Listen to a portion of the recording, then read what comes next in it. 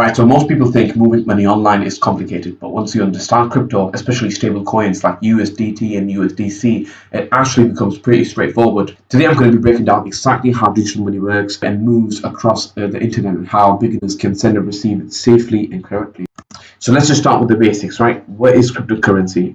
It is digital money that's decentralized, right? So you're not really relying on a bank or a greater degree of authority to basically control your money. So it's decentralized and only you control your money, right? Now, this money can be stored in several different ways, which is divided up into different types of coins you have in the crypto market, right? Right, so starting off, when you're going to be moving money, right, you need to understand that there's two types of coins, right? Stable coins, and then you've got volatile coins, which I'm going to be coming to afterwards, right? Now, not all crypto is volatile, right? There's coins called stable coins, of which the most common ones are USDT and USDC. The one I'm going to be focusing on in this video is USDT, which is basically the crypto version of the dollar, right? Then you have the USDC coin, which is pretty much similar. So, for example, if you're going to be doing transactions, you're going to be focusing on these two coins.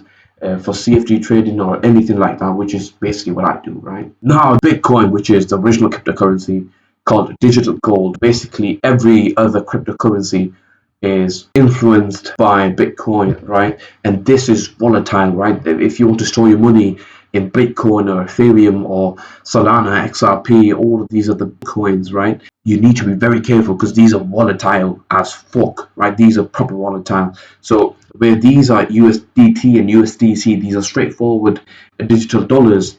These are, you could argue, assets which are very volatile, right? Then you move on to how transactions actually work, right? And for these transfers to basically work, you need two separate accounts on exchanges, right?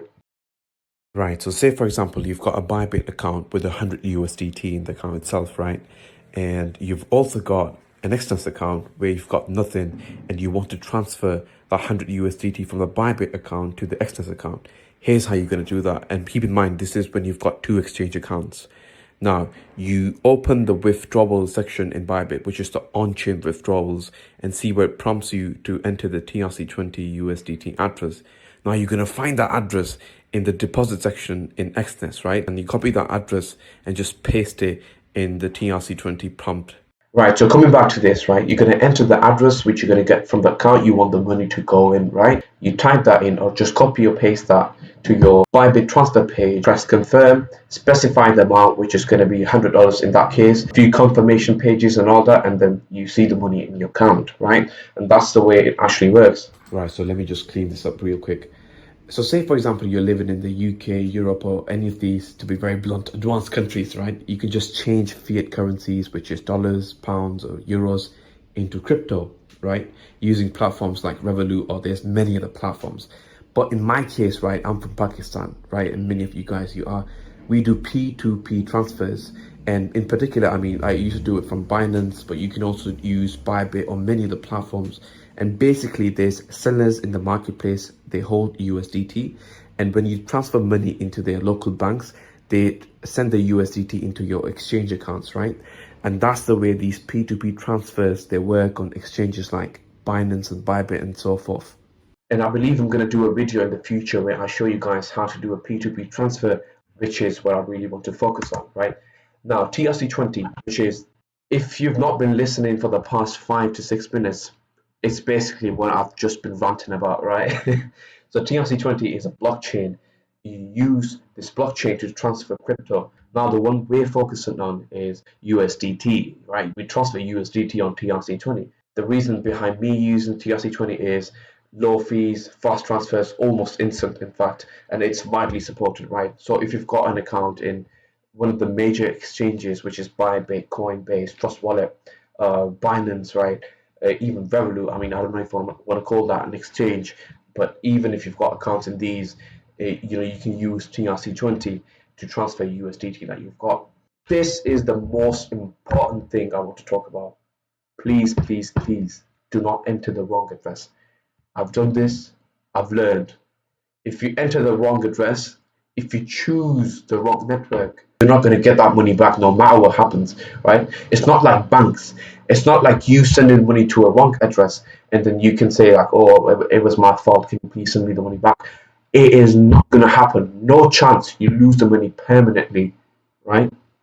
Now, the exchange itself will prompt you to verify and to make sure that if it's not the right network, but you have to make sure you're not putting in the wrong address. Trust me, you don't want your money vanishing like that. Do you know what I mean? So always verify your wallet address and your network type. Please do not be ignorant. Right, so to conclude this, you create an exchange account, which is Binance, Coinbase, Bybit, even Revolut, I would argue. And you just make an account, right? You buy USDT using your bank, using P2P, which is essentially for the users in Pakistan or maybe a few other countries. You do that, then you go to withdraw or send, right, depending on the exchange. You go to the page that prompts you to enter the network address. You paste that address and confirm and send. And that's how you're going to receive your money in your crypto wallets or your exchange accounts or essentially just trade CFDs, right? This is very important because even though contract for difference, which is CFDs, has absolutely no correlation to crypto, that you do CFDs with USDT, which is the reason why I was trying to explain and trying to emphasize on TRC20 transfers, right? Because even though you're not holding crypto, you need to know how to transfer crypto, right? And say even in the future you want to store like Solana, XRP, Ethereum, right? If you want to store any of these cryptos, you need to know how to do the transfers in the first place because you need to know how to transfer USDT, Solana, any crypto coin because you're going to need it in the future. That should be it.